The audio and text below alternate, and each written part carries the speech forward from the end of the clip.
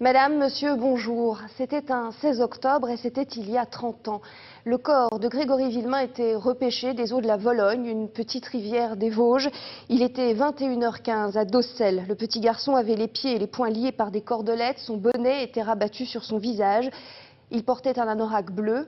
Il avait 4 ans. C'est l'une des premières fois qu'une telle photo témoin d'un crime terrible est alors publiée dans la presse. Cette photo, signée Patrick Gless, alors photographe à la Liberté de l'Est, est la première pièce d'un puzzle inachevé, le point de départ d'un fait divers qui allait briser des vies et meurtrir une région entière. Comment est-ce possible ?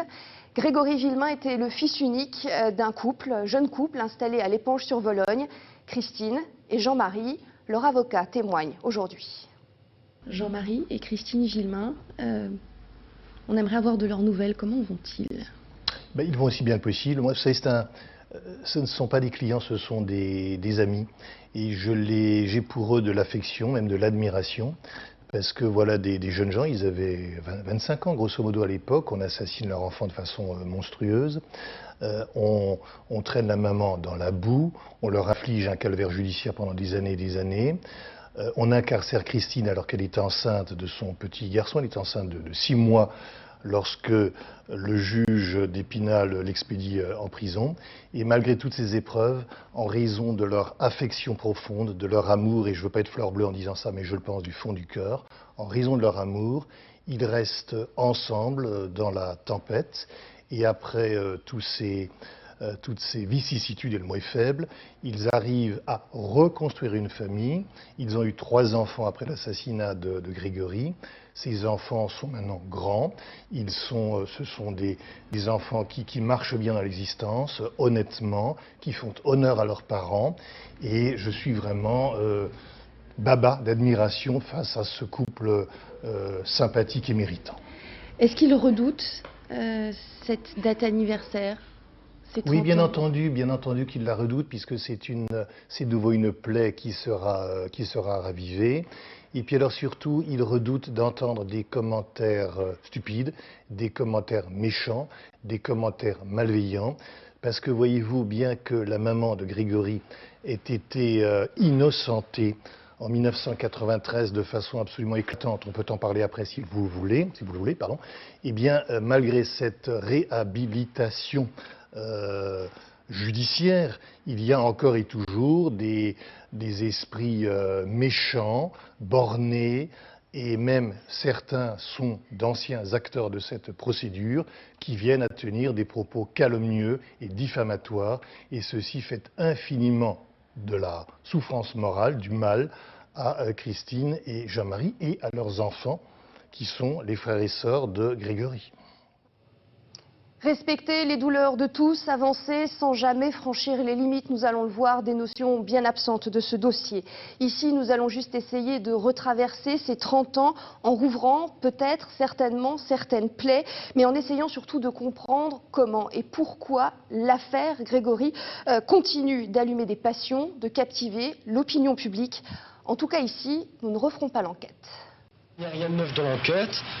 Je dois vous dire, entre parenthèses, que cette enquête peut durer très longtemps, parce qu'encore une fois, elle est très complexe. Qui pouvait se douter que cette enquête finalement n'aboutirait jamais?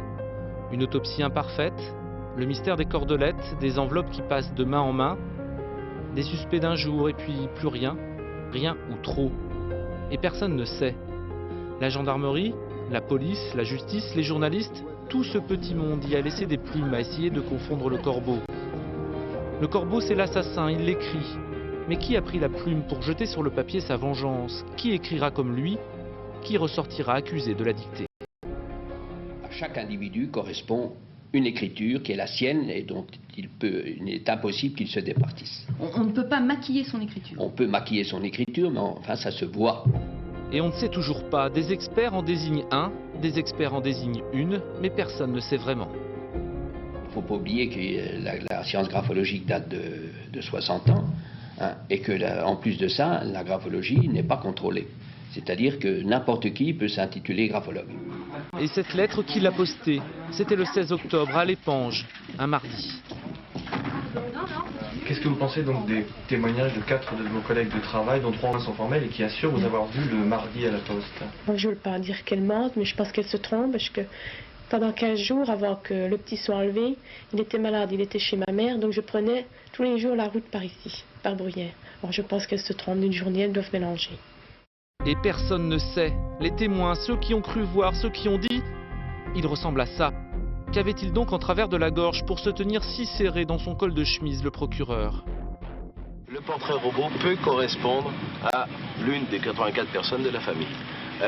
J'observe néanmoins que ce portrait robot est suffisamment flou pour ne pas correspondre obligatoirement à une personne de la famille. Parce que le corbeau, ça pouvait être lui, aussi. Personne ne sait, les témoins, la famille, celle qui parle, un premier inculpé. Qu'est-ce d'inculpé? Un témoignage capital et en partie un rapport d'expertise. Des résultats partiels. Ce témoignage est celui de... Exact. Qu'est-ce qu'elle vous a dit exactement? Ah, ça, je n'ai pas le droit de vous le dire. C'est le secret d'instruction. Mais Muriel a accompagné Bernard Laroche sur les lieux du crime. Elle était dans la voiture. Elle était dans la voiture, oui. Les témoins, la famille, celle qui ne dit plus la même chose. Et là maintenant vous nous dites Bernard est innocent, je n'étais pas avec lui, nous ne sommes pas allés à l'éponge. Bernard est innocent, mon beau-frère il est innocent. Jamais été avec mon beau-frère. Qui croire, que croire, personne ne sait. Et un petit juge qui promène ses hésitations un week-end de novembre, les semaines passent, celui qu'on accuse, celui qu'on emprisonne, devient celui qu'on libère. Bernard Laroche recommence à travailler. Il recommence une vie normale, donc voilà. C'est terminé. Je sais que les gendarmes sont toujours persuadés que c'est moi, mais qu'est-ce que vous voulez que je vous dise? On est innocent. Je sais que c'est pas moi. Hein. On n'a rien à voir là-dedans, rien du tout. Et le suspect de devenir celui qu'on tue, car est venu celui qui a tué. Il m'a hurlé, il s'est mis à genoux, il m'a dit je te dis que j'ai tué Laroche. Mais je lui ai dit pourquoi. Il m'a dit je suis allée le voir, j'avais pris un fusil, je voulais le faire parler. Il disait j'en avais marre, je voulais le faire parler. Et puis Laroche il se moquait de lui. Puis Laroche lui a répondu on n'a rien à se dire. Quand Jean-Marie dit ça a commencé, on n'a rien à se dire. Le témoignage de Muriel, qu'est-ce que t'en fais? Alors Laroche lui a répondu, je sais pas ce qu'elle a dit Muriel, je comprends pas pourquoi qu'elle a dit ça. Puis après, bon ben, il s'est moqué de lui, commençait à rentrer. Puis Jean-Marie, il en est venu sur les expertises. Puis Laroche, en rigolant, il a dit de toute façon, les expertises, on les a payées pour qu'ils enfoncent ta femme. Puis il rigolait, puis Jean-Marie, ça a été plus fort que lui, il a tiré. Et il m'a dit, je te jure, je voulais pas la tuer, je voulais parler, mais il n'a pas voulu. Arrivent alors ceux qui reprennent l'enquête et que l'on croise au cimetière un jour d'enterrement. Eux, savent-ils? En tout cas, la police est dans la place. L'assassin devient l'assassine. Une mère qu'on accuse, que l'on met en prison. Une mère que l'on innocente et personne ne sait. On perd le fil. Il n'y a que on pour ne pas mettre de nom sur ceux qui se sont forcément fourvoyés. Ceux qui ont pleuré, ceux qui se sont forcément trompés, ceux qui n'ont pas fait exprès, ceux qui ont hésité, se sont contredits, ceux qui ont failli. Et on ne sait toujours pas, mais qui sait? Ce qui nous inquiète le plus, c'est quand on tourne en rond. On pourra tourner longtemps comme ça. C'est ça le problème. Vous avez l'impression qu'on ne trouvera jamais? Mais il faudra qu'on trouve de toute façon. Il faudra qu'on trouve. Il faudra qu'on trouve, et 30 ans après, personne ne sait. Nous avons sollicité de nombreux témoins directs de l'époque. J'en accueillerai ici sur ce plateau dans un instant. D'autres ont accepté de répondre à nos questions lors d'entretiens enregistrés. Mais tout de suite, c'est Marie-Ange Laroche que nous avons en direct par téléphone. Bonjour Marie-Ange, merci d'accepter de répondre à nos questions. Vous avez vécu le drame dans le drame, puisque votre mari Bernard Laroche a été assassiné par Jean-Marie Villemain le 29 mars 1985. Est-ce qu'évoquer cette affaire, c'est toujours une douleur pour vous? Oui, bien sûr, c'est une douleur et c'est toujours réouvrir les blessures. Et 30 ans après, ben, malheureusement, on ne sait toujours pas qui a pu faire ce crime odieux. Et bon, une chose est sûre pour moi, Bernard est innocent et c'est vrai qu'aujourd'hui, je suis encore pleine d'émotions de réécouter ces anciennes paroles. Enfin, c'est dur, quoi, c'est très dur. Continuez-vous à penser, comme vous l'avez déjà écrit, que la mort de votre mari aurait pu être évitée? Oui, je le pense. Je continue à le penser et à le croire. Et quand on a prévenu, mon avocat avait prévenu, personne n'a rien fait, quoi. Je veux dire, personne n'a essayé de... Mon avocat a porté le lendemain sur le bureau du procureur, et vous voyez, je suis pleine d'émotions. Et au final, que ce soit le juge ou le procureur n'a rien fait, quoi. Mais croyez-vous, Marie-Ange, qu'un jour on saura? Est-ce que vous pensez qu'il y a des personnes qui connaissent la vérité? Écoutez, je pense qu'un crime de petit comme ça n'a pas pu passer inaperçu. Je pense que certainement qu'il y a des personnes qui ont peut-être vu quelque chose, peut-être, je dis bien. Mais s'il y a un appel à faire, c'est celui-là. Si quelqu'un sait quelque chose, si quelqu'un a vu quelque chose, c'est maintenant qu'il faut le dire. Il faut laisser enfin Bernard reposer en paix, il faut nous laisser tranquilles, il faut qu'on essaye de faire notre deuil, parce qu'avec tout ça, on n'y arrive pas. Je veux dire, c'est très difficile à vivre, et on vit qu'avec ça, quoi. Je veux dire, c'est très dur. Merci beaucoup, en tout cas, Marie-Ange, d'être intervenue dans cette émission. Et j'accueille, vous en avez parlé, sur ce plateau, votre avocat.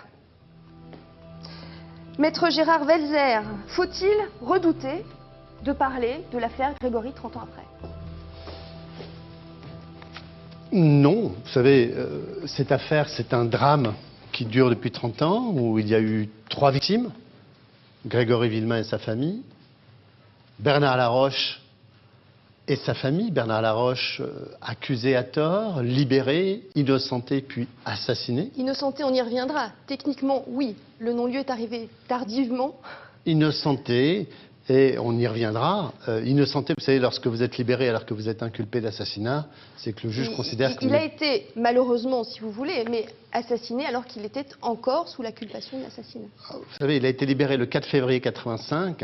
Techniquement, le non-lieu allait arriver. D'ailleurs, le juge Lambert vient de le confirmer. Mais on le sait, quand vous libérez quelqu'un dans une affaire aussi importante, c'est que vous considérez qu'il est innocent. D'ailleurs, la Cour d'appel de Nancy allait le libérer également. Assassiné le 29 mars 85 alors qu'il est libéré le 4 février, c'est-à-dire à peine 2 mois après. Mais on en parle. Le Jean-Michel Lambert tarde à prononcer le non-lieu. C'est une erreur de plus de la part du petit juge? À l'époque, déjà, petit juge, vous savez, c'est un juge. C'est lui qui a donné ce nom à son livre. D'accord. À l'époque, il est libéré le 4 février 85, Bernard Laroche, parce que blanchi. Des experts en écriture, 7 experts auprès de la Cour de cassation vont dire qu'il n'est pas l'auteur de la lettre du corps. Mais est-ce que c'est une erreur de plus? C'est-à-dire que le non-lieu n'est pas intervenu à temps? 30 ans après, c'est toujours facile de juger. Je ne pense pas que c'est une erreur de plus, parce qu'il ne peut pas techniquement prononcer un non-lieu alors qu'il vient seulement de mettre en liberté Bernard Laroche. Il faut qu'il attende des phases de procédure, et sur ce point-là, on ne peut pas dire que c'est une erreur de plus.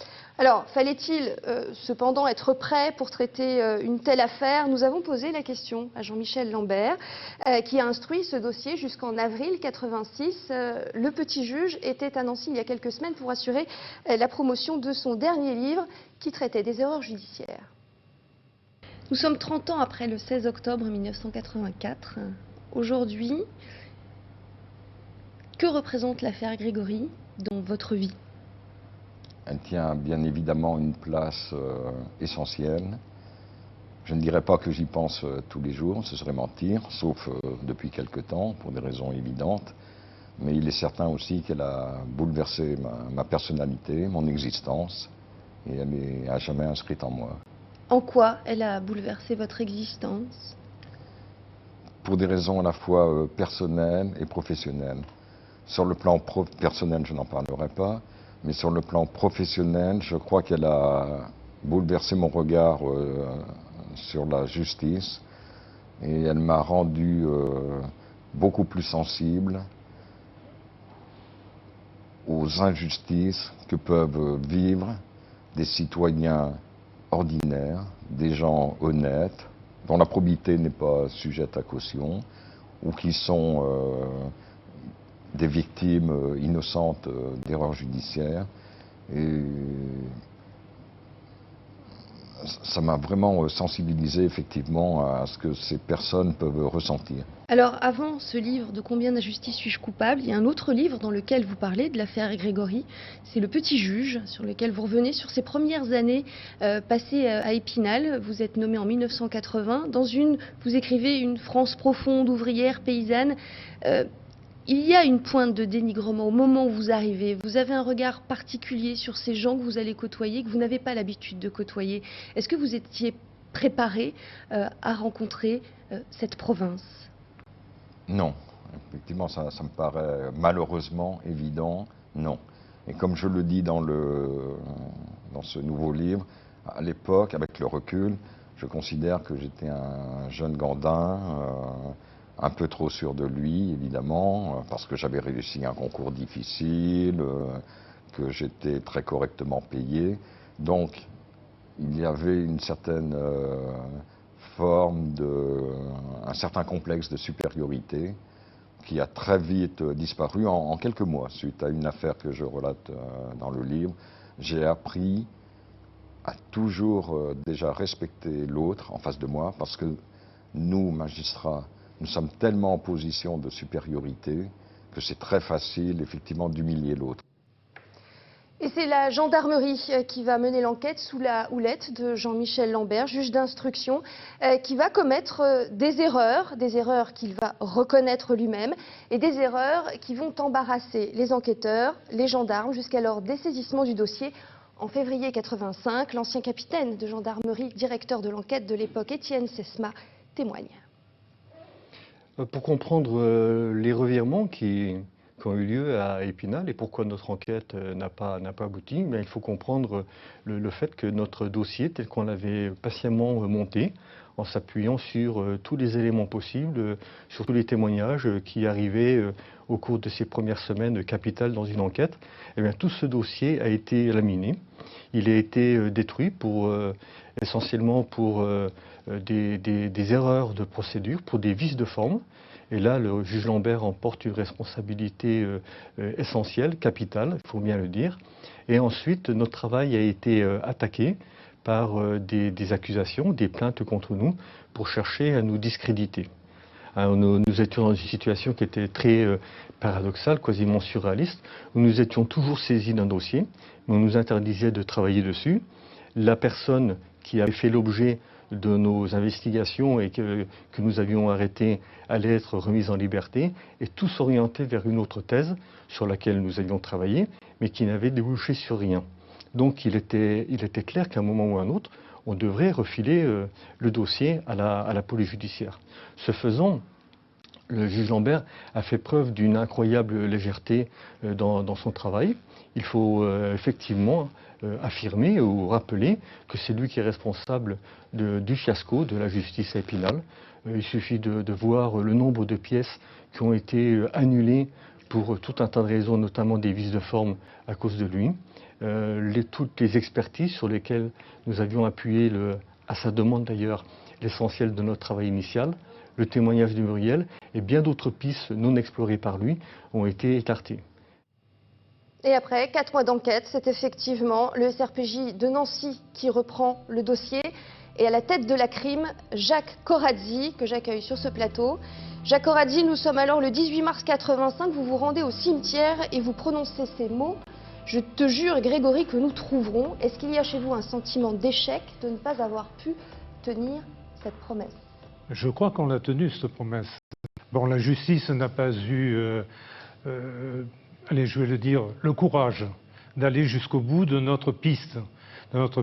Puisque, en fait, sur Nancy, l'enquête de la PJ a été complètement validée. Bon, ensuite, il y a eu divers développements judiciaires, juridiques, qui ont fait qu'on nous a dit non, ce n'est pas ça.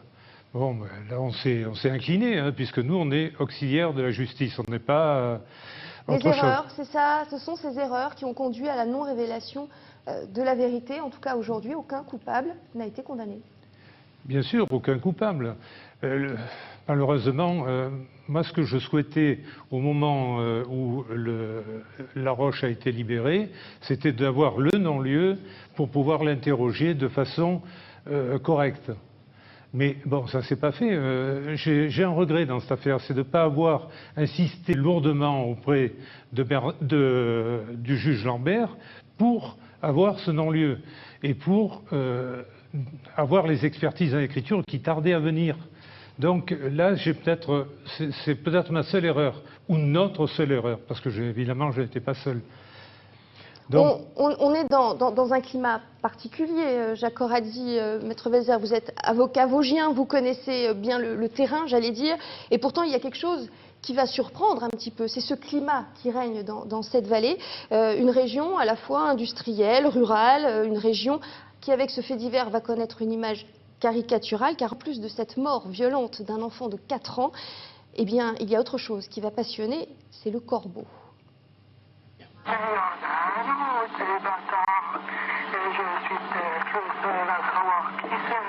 Oh, et qui c'est, dis-moi? Qui? C'est la peur de la vérité. Oui. C'est la peur de la vérité. Ah bon? Et tu vois qui c'est l'autre bâtard? Ça peut être intéressant pour moi. Oh, je t'ai dit que ne peut pas être tout de l'autre côté. Il est aussi pour ton père. Alors qui c'est moi? L'idée d'une vengeance, une ambiance particulière, vous vous y attendiez lorsque vous aviez mis les pieds dans ce dossier, Maître Vézère? Vous savez, lorsque j'ai été sollicité par Marie-Ange Laroche pour défendre Bernard Laroche, le 5 novembre 1984, les médias avaient été chauffés entre le 16 octobre 1984 et le 5 novembre 1984.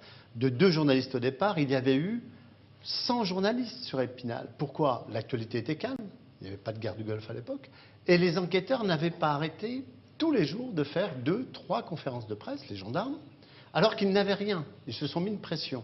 Et certains reportages de vos confrères, c'était TF1 à l'époque, et je me rappelle que Philippe Seguin, qui était un homme politique de valeur, n'avait pas manqué de dénoncer les reportages caricaturaux qui avaient été faits par TF1 sur les Vosges à l'époque. Il y avait effectivement quelque chose de Clouseau dans le décor dans lequel se déroulait cette affaire. Et pourtant, pour Étienne Sesma, qu'on va entendre dans un instant, identifier le corbeau, c'est découvrir l'assassin. Pour comprendre son mobile et savoir qui a tué Grégory, la vérité pour lui était à portée de main. Pour connaître les mobiles de l'assassin, de la personne qui enlève et puis tue Grégory, il suffit de lire la lettre de revendication qui a été écrite au moment même de l'enlèvement, le 16 octobre. Cette lettre, c'est la clé de voûte de toute l'affaire Grégory. Sans elle, l'affaire Grégory part dans des directions complètement différentes. Cette lettre, c'est encore une fois la clé. Qu'est-ce qu'elle dit, cette lettre? Elle est simple. J'espère que tu mourras de chagrin, le chef. Ce n'est pas ton argent qui pourra te redonner ton fils. Voilà ma vengeance, pauvre con. Le chef, l'argent, la vengeance. La jalousie, l'envie et le besoin de se venger de quelque chose. Le mobile est là. Le mobile, quel que soit l'assassin, le mobile est là. Souvent, on a cette dérive un peu notamment qui fait qu'on s'intéresse à l'affaire dans l'affaire et on oublie la question fondamentale. Qui a tué Grégory? Eh bien, on se rend compte avec le temps que l'affaire est très bornée par tout un tas d'éléments qui nous empêchent de dire n'importe quoi. On se rend compte que ça ne peut pas être n'importe qui. On est dans un milieu socio-professionnel, j'allais dire, et géographique, extrêmement fermé, extrêmement limité. On se rend compte qu'après 9 ans d'instruction très poussée, notamment avec des magistrats à Dijon qui ont travaillé quasiment à temps complet sur cette affaire. Le président Simon travaillait quasiment à temps complet. Et c'était quelqu'un d'une expérience et d'une compétence unanimement reconnue. On se rend compte qu'il n'y a pas 36 hypothèses qui sont possibles. Il n'y en a pas 36 qui se sont dessinées. Il n'y en a que 2. Vraiment quelqu'un qui veut s'intéresser au dossier de l'affaire Grégory, qui prend tout le dossier, tous les témoignages, tout ce que les gens ont écrit, les uns et les autres, les livres, etc., eh bien, il arrive à se faire une idée assez exhaustive de cette affaire. Jacques Corazzi, vous aviez une idée sur cette affaire. Est-ce qu'à un moment, vous vous êtes un peu perdu? Est-ce que, comme le dit Étienne Sesma, à un moment, vous êtes interrogé sur l'affaire dans l'affaire et que vous avez oublié le visage de ce garçon? Jamais, jamais. On n'avait pas d'idée préconçue. Quand on nous a saisis de l'affaire, c'est-à-dire le 4 février 1985, le juge Lambert est venu à Nancy, il nous a dit « bon, je vais vous confier l'affaire ». Là, ça a été, comme on dit, une envolée de moineaux. Hein. Plus personne ne voulait entendre parler de ça parce que c'était un champ de ruines. C'était un champ de ruines. La procédure, tout était à refaire. Et malheureusement, c'était plusieurs mois après les faits, donc on ne refait pas plusieurs mois après les faits. Ça vous a rassuré que le SRPJ prenne le relais? Je voudrais donner 2 précisions. Première précision, le 4 février 1985, ce n'est pas nous, avocats de Bernard Laroche, qui avons demandé la saisine du SRPJ. À l'époque, qui était un excellent avocat de Jean-Marie et Christine Villemain, qui a, par lettre, demandé le dessaisissement des gendarmes. Première précision, on oublie de le dire. Deuxième précision, M. Sesma a raison sur un point, la lettre du Corbeau, c'est fondamental. Il oublie de préciser que 7 experts auprès de la Cour de cassation en écriture, qui ont fait un travail remarquable, ont tous unanimement dit ce n'est pas Bernard Laroche, c'est une autre personne. Il y a des expertises contradictoires sur ce sujet. Non, il n'y en a pas. Depuis 30 ans, on nous ment. Non. Il y a 7 experts auprès de la Cour de cassation, 3 collèges qui ont mis avec certitude hors de cause Bernard Laroche, qui sont venus au cours du procès contradictoire dire à Dijon en 93 que ce n'était pas Bernard Laroche. Deuxièmement, on nous vante l'instruction de M. Simon, parce qu'on a dit M. Lambert a fait des erreurs. Et c'est vrai. Première erreur, c'est d'inculper à la légère Bernard Laroche et de l'emprisonner à tort, il l'a reconnu. M. Simon, on a fait condamner, nous, avocats de Bernard Laroche, parce que défendre la mémoire d'un mort, c'est dur. On a fait condamner l'État pour faute lourde. Et une des fautes lourdes, c'est la Cour d'appel de Versailles, dans un arrêt du 15 mai 2002, et les errements médiatiques du juge Simon. Tout comme l'État a été condamné... absolument, pour l'instruction de M. Lambert. Pour l'instruction de M. Lambert. En tout cas, vous l'avez dit tout à l'heure, la mort violente d'un enfant, un corbeau, une famille avec ses jalousies ordinaires... Elle a suivi l'affaire dès ses débuts. Elle était journaliste à Radio France dans les Vosges et elle l'est toujours. Claudine Cunat, bonjour. Est-ce que vous vous souvenez du premier contact que vous avez eu avec les parents de Grégory? Ça a été très simple, ça a été le 17 octobre, donc Grégory avait été retrouvé la veille au soir, comme on le sait, cette photo saisissante qu'on a pu voir dans La Liberté de l'Est. Et au matin, évidemment, je suis allée, j'ai pris ma petite voiture et je suis allée à l'Éponge. Je suis montée là où je pensais trouver la maison des parents de Grégory. Et justement, devant la maison, il y avait Jean-Marie Villemain, qui avait la main bandée, tout seul devant. Et j'ai demandé où je pouvais trouver Jean-Marie Villemain. Et il m'a dit, c'est moi.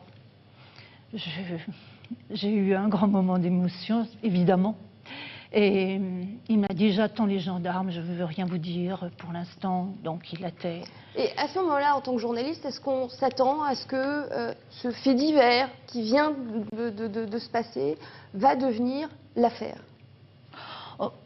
Rien qu'à voir la photo dans La Liberté de l'Est, puisque vous l'avez cité tout à l'heure, Patrick Glès, cette photo, elle annonce quand même, elle est le début d'une histoire extraordinaire. Voir cet enfant, les pieds et poings liés, comme on a tant dit, avec ce bonnet rabattu sur le visage. Enfin, c'est une photo saisissante, bouleversante. Forcément, quelque chose, il y a quelque chose de particulier, il y a un message dans cette... Et je le disais, c'est sans doute la première pièce d'un puzzle inachevé et qui va déclencher une folie médiatique. C'est l'affaire du siècle. L'expression vient des journalistes. L'affaire Grégory avait tout pour être une bonne affaire.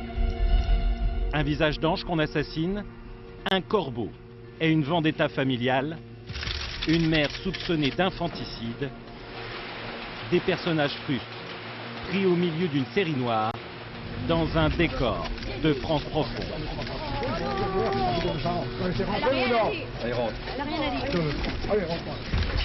Tous les éléments d'un feuilleton sordide pour déclencher une folie médiatique, avec des journalistes par dizaines qui épient, interrogent, enquêtent, insinuent, manipulent et qui dérapent aussi. L'affaire Grégory ou la dérive du journalisme. Livre Le bûcher des innocents, la journaliste d'Europe 1, Laurence Lacour, va décortiquer ces dérapages. Face à face, les deux RTL contre Europe 1. Elles vont se livrer une course effrénée jusqu'à intervenir directement dans l'affaire. Pour une série judiciaire à succès, il faut une star du barreau. Ce sera Maître Garot, avocat de légitime défense, un partisan de la peine de mort. C'est en fait Europe 1 qui a soufflé son nom à Christine et Jean-Marie Villemain. Pourquoi avez-vous accepté de suivre cette affaire? Vous ne trouvez pas normal que quand il s'agit d'une affaire aussi atroce où une mère a vu son enfant tué, il soit légitime qu'on vienne à son secours? Mais Maître Garot et ses confrères ne travaillent pas gratuitement. Venez madame, venez. Pour pouvoir payer leurs honoraires, ils vont proposer à des époux Villemain sans fortune de vendre leur histoire. Ainsi Paris Match va s'acheter les exclusivités et les unes vont s'enchaîner. Christine Villemain devient une star, une people. Son image s'affiche partout dans les kiosques. Les ventes des quotidiens explosent à chaque une, chaque rebondissement de l'affaire. L'arrestation de Bernard Laroche, son assassinat par Jean-Marie Villemain, et enfin le pic, l'arrestation de Christine Villemain. L'affaire Grégory, une affaire juteuse. Pour vendre leurs papiers, les reporters campent à l'éponge, enquêtent et finissent par tisser des liens avec les protagonistes. Et les journalistes de dériver vers la course au scoop. Ils vont former des clans. Les pro-Villemain contre les pro-Laroche. Chez les pro-Laroche, Jean-Michel Bézina truste les médias.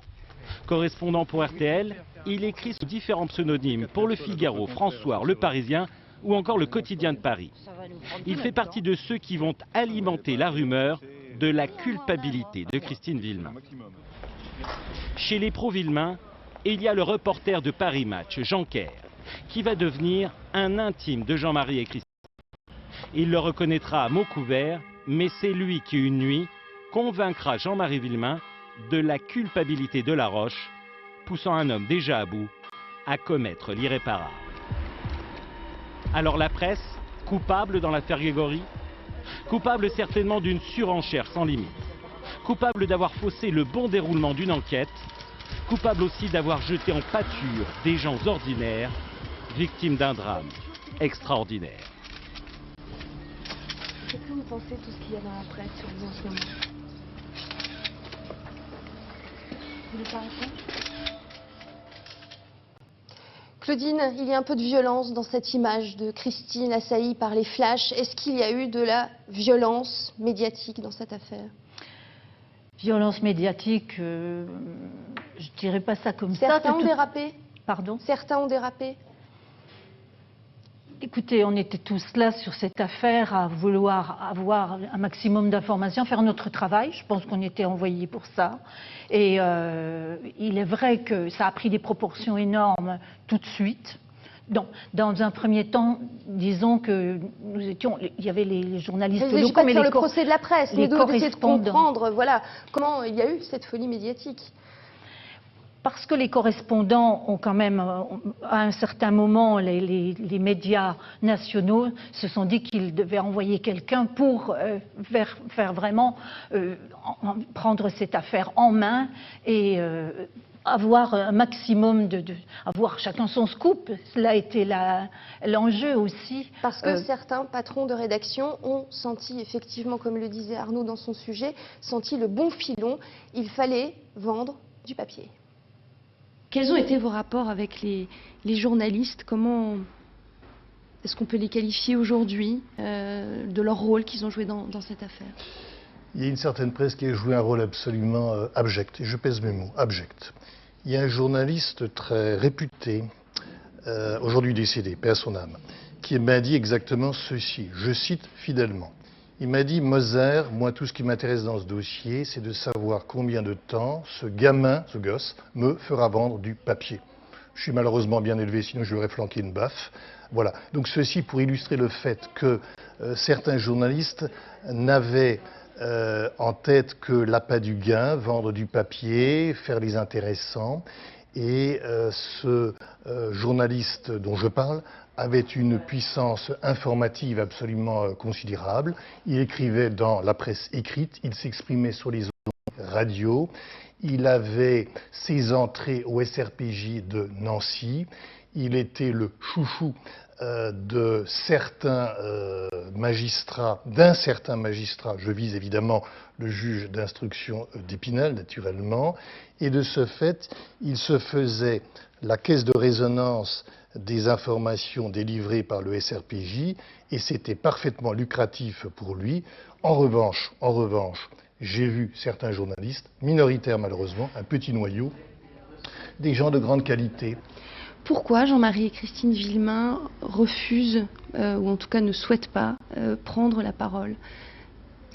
Ils ne souhaitent pas prendre la parole parce qu'ils ont été persécutés par une certaine presse qui a été cupide, qui a été malhonnête intellectuellement.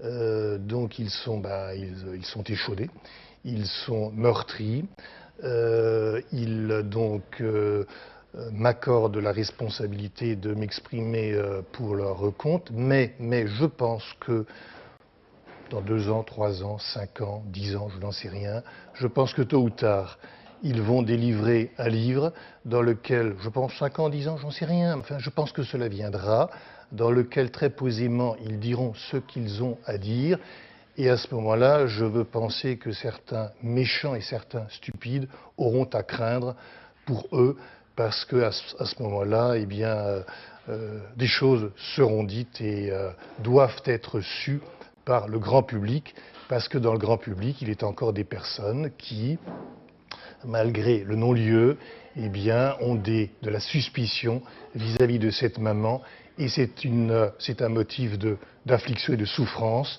et pour les Villemain, et pour moi-même.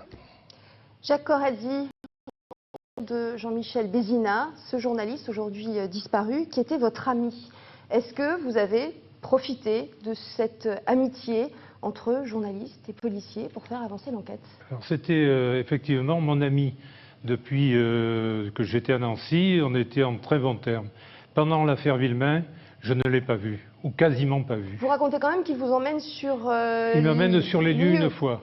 Au tout début, je ne suis pas saisi de l'affaire, donc je n'ai aucun lien avec lui. Donc c'est par simple curiosité que vous allez sur le terrain? Pardon? C'est par simple curiosité que vous allez sur le terrain? C'est par curiosité, de professionnel, et lui m'amène sur les lieux. C'est au moment où Muriel est en garde à vue d'ailleurs. Il m'amène sur les lieux et j'ai un doute.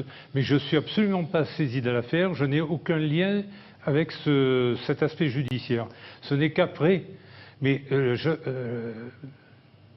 ne vois pas comment, arrivant plusieurs mois après lui sur l'affaire, je pouvais lui donner des informations. C'est lui qui m'a donné. Voilà, c'est lui qui vous en donné. Maître Vézère, la presse a été un allié? Alors, déjà parler de la presse de manière globale, ça ne me paraît pas justifié. Puisque Il y avait plusieurs presses, effectivement. Et plusieurs journalistes, puisque Claudine Cunard est ici sur le plateau, je voudrais lui rendre hommage. Le 9 novembre 1984, il y a au Palais de Justice d'Épinal une confrontation entre Bernard Laroche et tous les témoins, et Muriel, et tous les témoins qui l'accusent. Il y a une atmosphère de lynchage. Lynchage. Et à la sortie de cette confrontation, alors que Bernard Laroche est mûr de cause, Marie-Ange Laroche essaye de revenir à mon cabinet, la foule la poursuit, et 2 journalistes la protègent, dont Claudine Cunard. Vous avez protégé, à un moment, vous êtes protégé vous aussi Oui, je me souviens très bien. Avec un autre journaliste, elle permet à Marie-Ange Laroche de rentrer dans le couloir de mon cabinet. Donc, parler de la presse globale, non. Les journalistes, Paris Match n'est pas Le Monde ou France 3 n'est pas telle chaîne de la TNT. En tout cas, ça pouvait être grisant, finalement, d'attirer les regards et les caméras. C'est ce que nous avoue à demi-mot Jean-Michel Lambert. Nous sommes en 1985, vous vous apprêtez à prendre une décision, engager une procédure qui va sans doute, et vous le savez, bouleverser le cours de l'instruction. Et vous hésitez. Et à ce moment-là, il y a un de vos collègues ou un de vos amis qui vous dit « Mais tu as pensé aux journalistes, ils vont te massacrer si tu ne bouges pas ». Quelle a été la force de cette pression médiatique pendant l'affaire Grégory, entre le 16 octobre 1984 et les années qui ont suivi? Alors, cette pression médiatique, je le dis en 2 mots dans le livre, a joué un rôle très fort et totalement négatif au tout début de l'affaire. Et elle a causé un grave préjudice à Bernard Laroche, parce que, effectivement, travailler sous haute pression médiatique pour les enquêteurs, pour les magistrats, parquet ou donc instruction, c'était quelque chose de terrible, de très dur, de très difficile à supporter. Et vous avez failli céder au chant des recul, sirènes, Jean-Michel Lambert. Pardon. Vous avez failli céder au chant des sirènes. Il y avait beaucoup de médias. Et vous le disiez même tout à l'heure, vous aviez finalement une satisfaction d'être là, d'avoir ce poste, d'avoir réussi. Et tout à coup, les médias qui s'intéressent à vous via une affaire dramatique, est-ce qu'à un moment, vous êtes senti un peu partir vers ce flot médiatique Je n'arrive pas à analyser, surtout ça c'est comment dire, ce sont des événements qui ne m'intéressent pas. C'est vraiment à la marge de l'affaire, et une chose est certaine, c'est qu'après ça n'a joué aucun rôle dans l'affaire.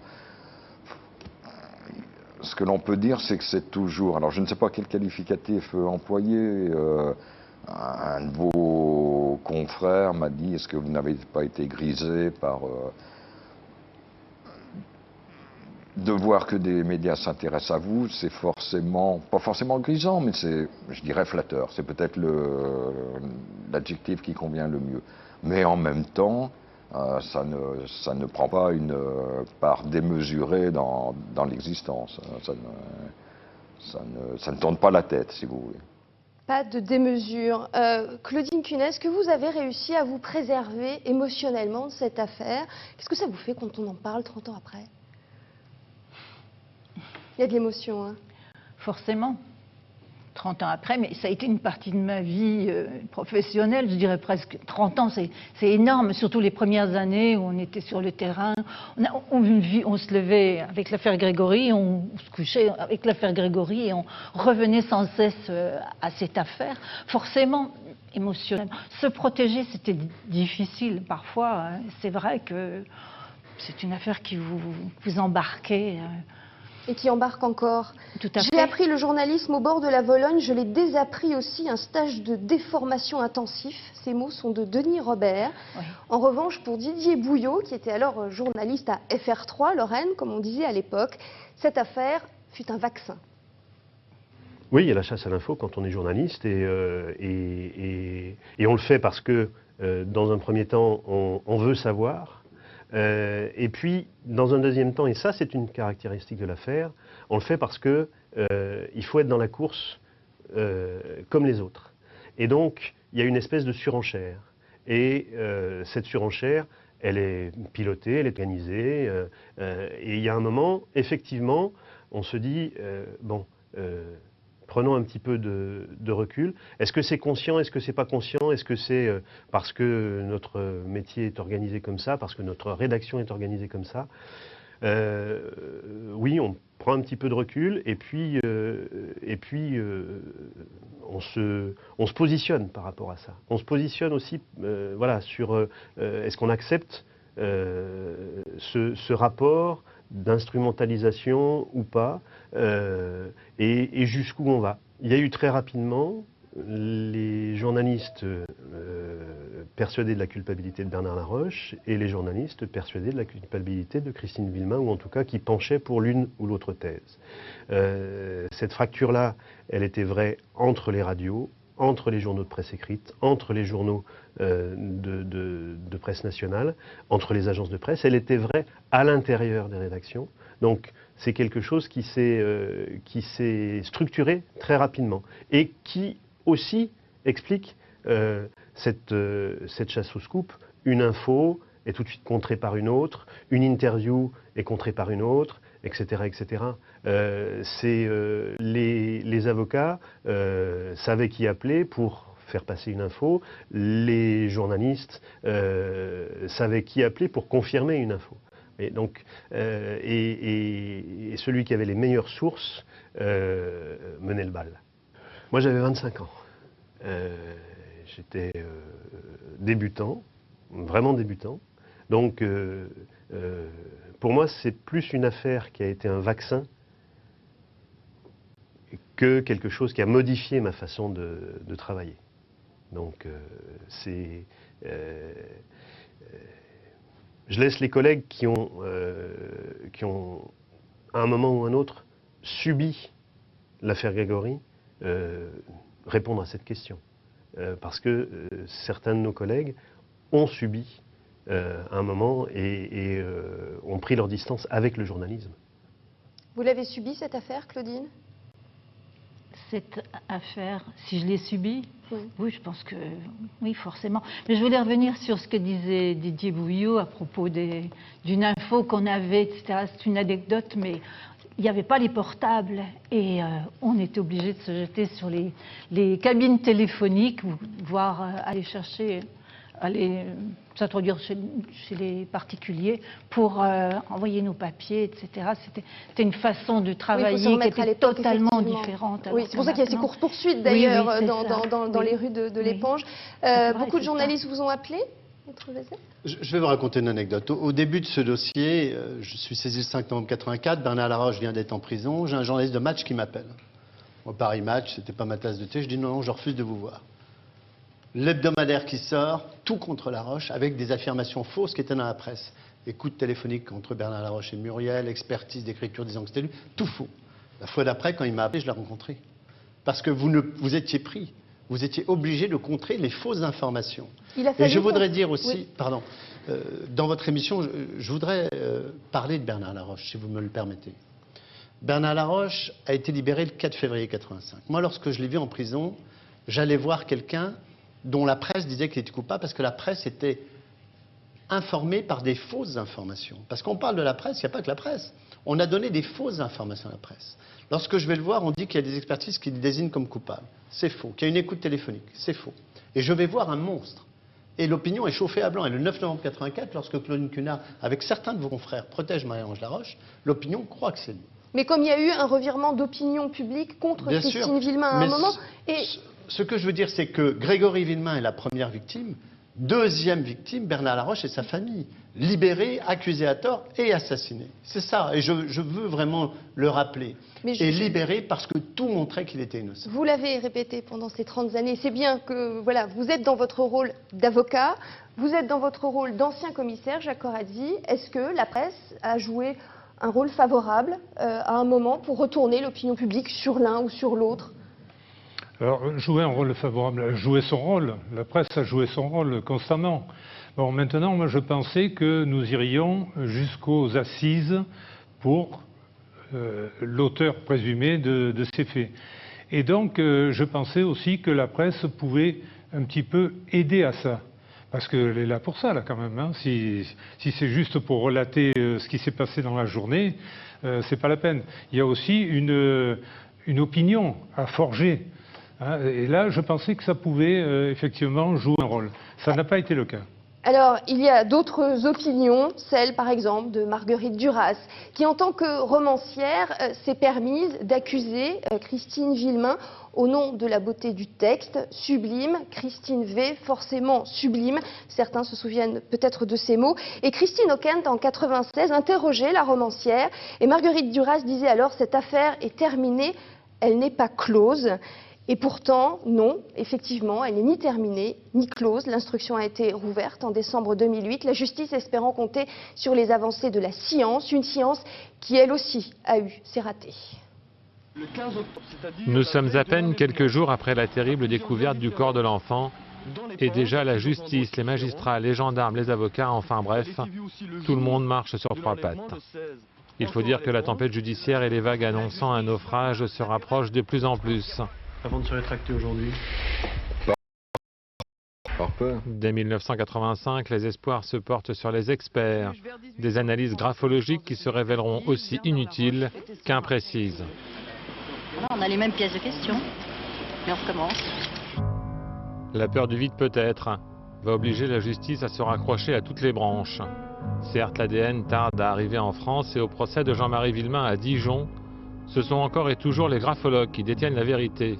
Et avec une prudence toute relative, ils désignent même la mère de l'enfant. C'est le numéro 85. En 1993, Dominique Verdaillan, le chroniqueur judiciaire de France 2, s'interroge. Sentiment de malaise à l'issue de cette 14e audience, de la part de l'expert graphologue d'abord, lorsque nous avons su qui on visait, cela pendant 3 jours. Au début des années 2000, cela fait 15 ans que les parents du petit Grégory cherchent le ou les coupables. Des bribes de plusieurs ADN, sa conviction, les cordelettes, les vêtements de l'enfant, le timbre de l'enveloppe postée par le corbeau. 2 profils ADN ont été identifiés, un féminin et un masculin. Tout le monde se déclare satisfait. Ils ont toujours cru qu'un jour on pourrait avancer pour éclairer et avancer sur le chemin de la vérité. Il y aura des investigations expertales complémentaires qui devront permettre de progresser encore davantage sur le chemin de la vérité, je l'espère, de l'identification du ou des criminels. Quelques mois plus tard, les premières conclusions des experts de l'Institut génétique de Nantes arrivent sur le bureau du procureur. Il n'y a aucune trace de Christine ou de Jean-Marie Villemain sur l'ensemble des supports qui ont été analysés. Mais aucune révélation extraordinaire, aucune identification scientifique possible, aucun rapprochement. L'ADN reste muet, la voix du corbeau avec. Le résultat, malheureusement, est extrêmement mince, puisqu'il n'y a sur ces cordelettes qu'un mélange d'ADN masculin très partiel sur un morceau de cordelette, mélange très difficilement exploitable, très difficilement exploitable. Et nous sommes alors en 2013. Les progrès de la technologie, une multitude d'expertises ADN ne donnent aucun résultat. Tristesse des illusions, j'attendais beaucoup de ces expertises, malheureusement la science a montré ses limites. 30 ans d'enquête et d'expertise, et pourtant le besogneux travail de la justice est toujours très loin d'être terminé.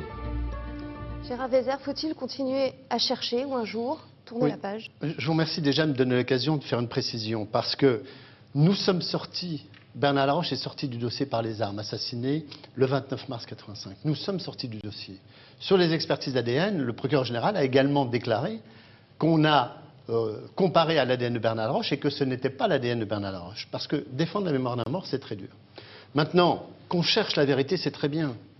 Mais, vous comprenez, nous, avocats, on est piégés. Si on dit, écoutez, un dossier au bout de 30 ans, il y a un moment, il faut regarder, on va nous dire, ah, vous avez peur, vous avez de Bernard Laroche. Faisons le point. Les expertises ADN, d'après ce que j'en sais, alors qu'on est sorti du dossier par les armes... Et sachant que l'instruction est toujours en cours, oui, certaines mais moi, je ne suis pas tenu au secret voilà. de ces instructions dans lequel je ne suis pas. On est sorti par les armes assassinées. Eh bien, l'ADN, on sait que c'est ni celui de Bernard Laroche, ni celui de Christine et Jean-Marie Villemain. Je tiens à dire d'ailleurs que dans cette affaire, on a soupçonné Bernard Laroche innocenté, Christine Villemain arrêt de non-lieu. Si c'est une troisième personne, pourquoi rester toujours autour de ces deux personnes? Alors justement, est-ce que vous croyez, Jacques Oradi, à la révélation ultime? Non, pas du tout. Je crois que notre enquête a abouti, et a abouti sérieusement. Maintenant, tout ce qui s'est passé après, à Dijon notamment, pour moi, c'est pas intéressant, c'est pas quelque chose de solide. L'enquête a été bien menée. Nous avons eu des félicitations, nous avons eu des promotions. Vous avez été aussi écorné par la justice dans l'arrêt de non-lieu Christine Villemain. Oui, chacun se renvoie la balle à un moment donné dans cette affaire. Non, pas du tout. L'arrêt de non-lieu, c'est un arrêt de non-lieu qui est extraordinaire. C'est-à-dire qu'on dit il n'y a pas de charge parce qu'il n'y a pas de charge. Bon, d'accord. Mais j'ai jamais vu un arrêt de non-lieu comme ça. Alors, après tout, on aurait pu aller jusqu'au bout. Si la justice avait été courageuse, là, on aurait pu aller jusqu'aux assises et acquitter celle qui était désignée, c'est-à-dire Christine Villemain. Voilà. Enfin, jusqu'au bout, reste le rêve des parents de Grégory, c'est de découvrir la vérité, et en tout cas le rêve ému de leur avocat. Ce serait une grande déception pour vous, en tant qu'avocat, en tant qu'ami aussi des époux Villemain, qu'on aboutisse, que cette procédure... Vous savez, moi j'ai un rêve, j'ai fait un rêve, comme disait Martin Luther King, j'ai fait un rêve, c'est de terminer ma vie d'avocat avec l'élucidation de ce crime. Et je suis ému en lisant, et j'ai toujours en mémoire le point de vue du président Simon qui disait le meurtre d'un enfant ne doit pas rester impuni. C'est vrai, c'est profondément vrai. Alors est-ce qu'on y arrivera? J'en sais trop rien. s'il y a un bon Dieu pour l'administration judiciaire, oui, pourquoi pas. Ce serait tellement juste, tellement moral que ces malheureux parents obtiennent enfin justice plus de 30 ans après la réalisation de ce crime absolument odieux. Claudine, est-ce que ce fait divers va continuer de captiver encore longtemps? Oh oui, je pense. C'est un oui définitif. Oui. Et il vous captive vous aussi encore. Un crime odieux, sans coupable démasqué, un fiasco duquel personne ne ressort vraiment indemne. Suspicion, rumeurs, mensonges, 30 ans sans vérité. Je le disais, une instruction est toujours en cours devant la chambre de l'instruction de la cour d'appel de Dijon. Il s'appelait Grégory Villemain, il avait 4 ans, il a été assassiné le 16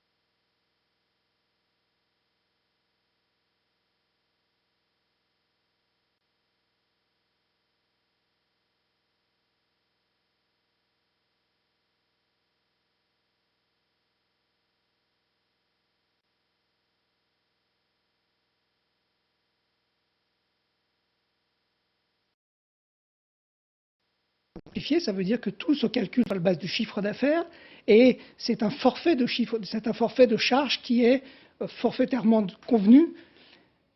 Toute la difficulté va être de savoir si l'activité est plus ou moins rentable ou pas. Et c'est là bien évidemment où le régime d'auto-entrepreneur, bien qu'étant un régime simplifié, n'est pas forcément et nécessairement le régime le plus rentable qu'il soit et le plus intéressant. C'est la raison pour laquelle nous disons, nous, à la Fédération des entrepreneurs, que c'est un régime idéal pour se lancer et démarrer, puisque, comme elle l'a dit, on va pouvoir se préoccuper de son métier, de son savoir-faire, et ne pas trop se compliquer la vie avec des problèmes administratifs et de charges.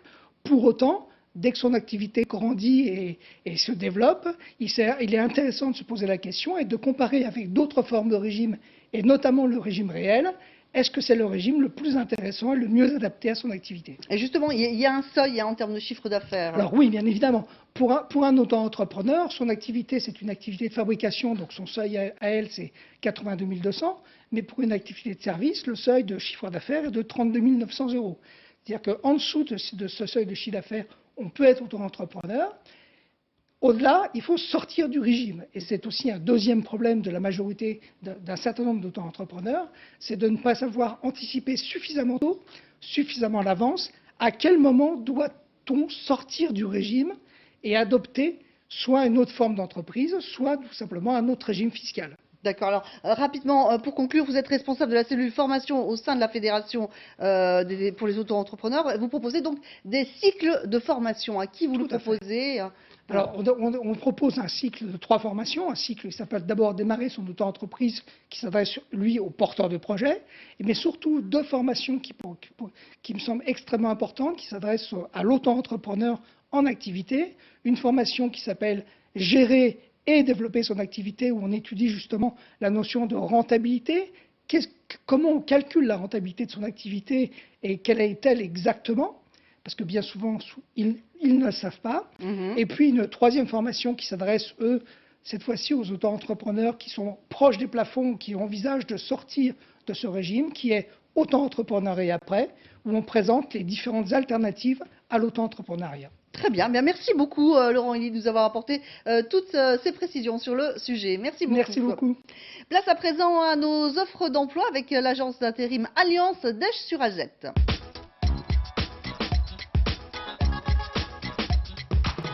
Et c'est Bastien Barucci qui est chargé d'affaires chez Alliance que l'on retrouve par téléphone. Bastien, bonjour. Vous avez 10 postes d'aide au Luxembourg à nous proposer. Oui, nous recherchons donc, comme vous l'avez dit, une dizaine de personnes, des aides sans qualification particulière sur le secteur Luxembourg Sud. Nous leur demandons de la volonté et du courage. Elles seront amenées à faire des déchargements, de la manutention, du tirage de câbles.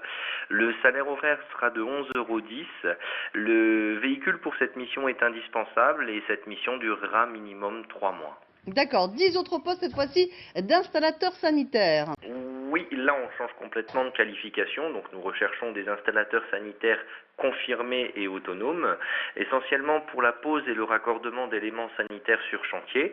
Le secteur géographique reste toujours Luxembourg et Luxembourg Sud.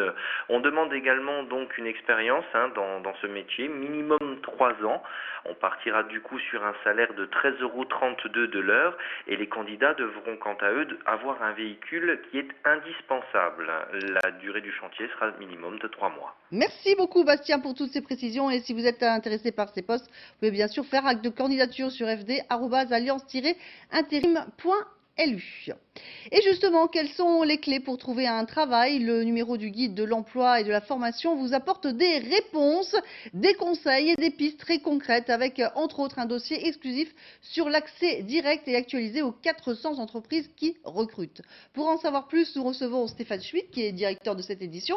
Bonjour, heureuse de vous retrouver. Alors tout d'abord, comment vous avez déniché ces 400 entreprises qui recrutent? Alors c'est assez simple, on a un centre d'appel au sein des éditions de l'emploi qui nous permet de contacter à peu près 1500 entreprises pour connaître leurs perspectives de recrutement sur l'année à venir. Et donc on ne retient que 400 entreprises sur les 1500 que nous appelons. Et le petit plus des éditions de l'emploi, c'est qu'on essaye de récupérer les coordonnées e-mail directes des personnes qui recrutent. Donc les entreprises sont classées par secteur d'activité, on connaît leur niveau d'effectif et on connaît le type de contrat sur lesquels recrutent ces entreprises-là. Alors justement, si on veut recruter ou se faire recruter en grande région, quels sont les acteurs principaux vers lesquels vous orientez les lecteurs? Quels sont les conseils que vous prodiguez? Alors, bon, c'est difficile en quelques minutes d'être exhaustif. Pour faire simple, bon, on a énormément de conseils pratiques dans le guide de l'emploi, qui est un document annuel qu'on trouve dans 800 kiosques aujourd'hui en Lorraine. Quelques conseils que l'on peut donner, c'est déjà de soigner son image sur les réseaux sociaux, de soigner et d'entretenir son image sur les réseaux sociaux. De plus en plus de recruteurs font une première sélection sur les réseaux sociaux, que ce soit des réseaux sociaux professionnels ou de particuliers. Donc, veillez à donner une bonne image de soi-même sur ces réseaux et de l'entretenir aussi bien virtuellement que physiquement, pas hésiter à aller à des conférences, à des réunions professionnelles pour s'impliquer dans la vie du secteur d'activité dans lequel on veut travailler. Ensuite, avant de se lancer, c'est bien évidemment d'évaluer les perspectives dans ce secteur d'activité. Pour ça, en Lorraine, il y a une étude qui est menée par Pôle emploi en début d'année, je crois que c'est au mois d'avril, sur les besoins de main-d'œuvre, qui dresse un peu la perspective de recrutement secteur d'activité par secteur d'activité. Et là, on sait aujourd'hui en Lorraine qu'il y a des secteurs d'activité qui sont fortement sous tension, notamment tout ce qui est aide-soignant, aide à la personne, animateurs socioculturels sont des métiers vraiment sous tension où on recrute aujourd'hui concrètement en Lorraine. D'accord. Alors si maintenant on veut changer de job, qu'on veut vraiment changer d'orientation, il y a plusieurs solutions. Il y a bien sûr le bilan de compétences auquel on pense et puis il y a le nouveau compte personnel de formation.